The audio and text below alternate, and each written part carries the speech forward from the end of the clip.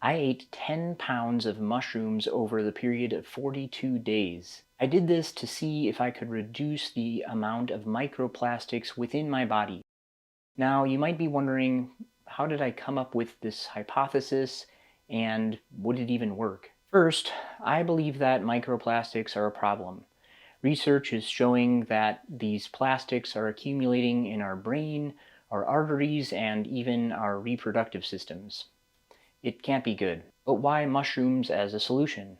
Well, there's this fungus called Pestalozziopsis microspora that's found in the Amazon rainforest, and it's been shown to be able to digest polyurethane plastics.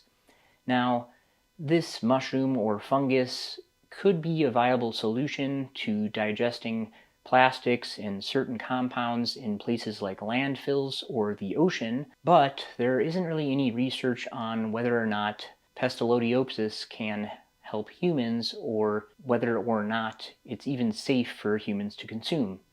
So naturally, I decided to eat it. I know this sounds kind of dumb even, but hear me out. I'm simply employing the principle of Occam's razor, which basically states that the simplest answer to a problem is often the best solution. Our bodies are kind of like a landfill for microplastics. We can get rid of them through detoxification pathways, but not nearly as fast as we're accumulating them. So I decided to try and find some Pestalozziopsis microspora, but the problem was I couldn't. So I decided to grow them. After I did some research and asked some experts, I ended up buying some mushroom spores and some equipment to try to grow these things myself. I have this culture here, this Pestalozziopsis culture, and I'm going to be injecting it into some sterilized grain. This bag has an inoculation port. It's like a self-healing port. Time passed by and I waited and waited, and it didn't work. Nothing ever grew. I considered giving up, but I knew there had to be some other mushroom out there that had similar properties to this Pestalozziopsis microspora. Lo and behold, I found out that the oyster mushroom might be my next best candidate. I did some research and found out that it had the ability to digest polyethylene plastic.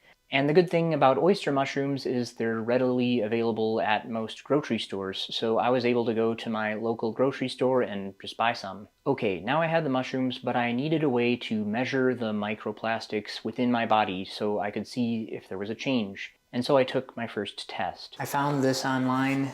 It's from Blueprint or Brian Johnson. It's the only microplastic test that I really know of, or one that's readily available to buy online. So I'm going to unbox this, and I'm going to, it's a blood collection test. I pricked my finger. I'm not going to show you that part, but I just want to show you what's in here. Here's the instructions.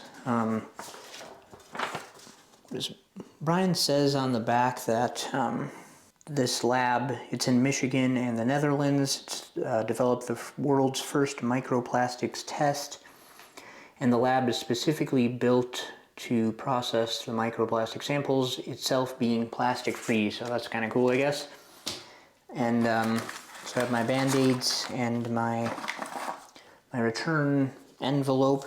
Now I'm going to take you back through how this process looked, where I would prepare these mushrooms to consume. So as you can see, I used these mushrooms from R&R cultivation, these oyster mushrooms. I used about 4 ounces of mushrooms at a time, and first I would put some Kerrygold butter in my pan, and then I would cook up these mushrooms so they were pretty crispy, and they ended up being pretty tasty as well. I actually kind of enjoyed this meal of mushrooms. So while I was going through this process of eating mushrooms every day, I finally got my test results back from my baseline test of microplastics. It took about 3 to 4 weeks to get it back. As you can see, I got the results back on February 21st or something, and I took the test on February 2nd.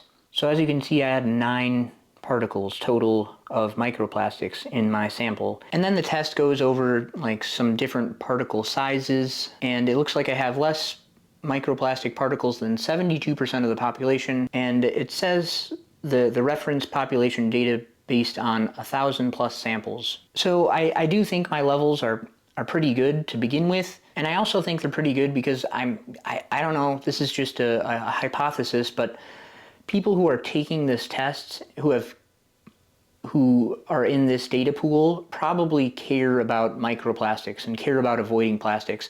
So I think if you took like the overall general population, I'm guessing their microplastic levels would be a little bit higher. So I am happy with the results, and I think it might be harder for me to lower my microplastics since they're relatively low to begin with, but I'm going to give it a shot. Throughout this process, and especially after I got my first test results back, I was not very confident at all. The more research that I did, I just questioned myself. Would my digestive system render the enzymes responsible for the degradation of the microplastics useless? Oyster mushrooms needed time to digest these microplastics. It's not like I can just put them through my digestive system and voila, they're gone.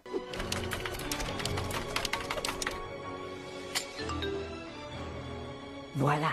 So even though my microplastic test results were pretty low, I think this is a good thing, obviously. I mean, I'm glad they were low, and I think it's because of the things I do, especially around my home, to reduce my exposure to these microplastics. So I thought I'd just share some of those things that I do with you. I think there are a few big things you can do to avoid microplastics.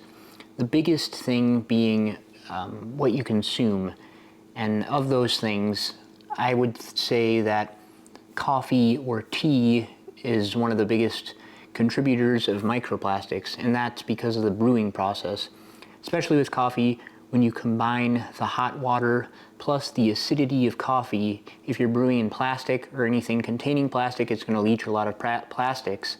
For me, I do a pour-over method using a glass carafe, and I store my coffee beans in this stainless steel container. The filter I use is stainless steel. The mugs I use are either stainless steel or glass. We store our food in glass containers instead of plastic. And then, of course, there are other things you can do, like reverse osmosis, water filtration.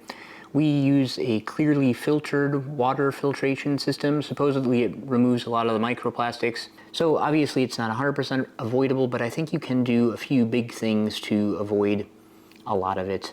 I continued on and on for 42 days, and then I took my final microplastics test. So today's March 16th, 6 weeks, 42 days. Within that time period, I think I probably missed taking the mushrooms like 3 or 4 times, but so pretty much every day I was taking them. I just missed it here and there. So I am gonna stop taking the mushrooms now, just because it was kind of a hassle making these things every day. I kind of stunk up the house because I liked them kind of crispy. So my wife is certainly glad that I'm done with this experiment for now, unless the results are good. I have the final results of my microplastics test in my hand. So as you're probably guessing, my microplastic levels did not go down. In fact, they went up a tiny bit. But I do think this is due to the way they test the microplastics. So they just test all of the microplastics found in your sample. And I know that I left one more drop of blood in my post-experiment test. So I think that kind of makes up the discrepancy. So, you know, either my microplastics were the same or slightly elevated. Anyways, before you write this off as a failure, I don't think it was. Let me explain. I'm hoping by sharing this video it might inspire someone to do some n=1 science. And what I mean by that is simply going out and experimenting and seeing what works for you. So whether that be a mushroom experiment, doing something to try to reduce your microplastic exposure, changing your diet, training in a different way, it doesn't matter. And you know, the reason for this is you might not change the world, but you might find what works for you. And this is a big theme to my channel, n=1 experimentation. There's a lot of research out there, but I'm trying to find out what is applicable to real-life people. Something that works for me might not work for you, and at the same time, whatever a study shows might not reveal the full story. I hope you'll subscribe to my channel, like the video, and leave a comment. Thanks for watching, and I'll see you on the next one.